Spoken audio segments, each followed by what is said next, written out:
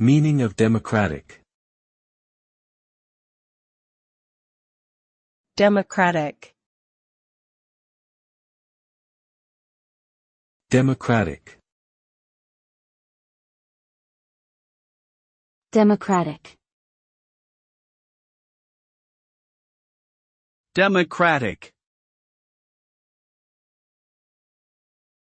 The term democratic refers to a system of government in which the power is held by the people, either directly or through elected representatives.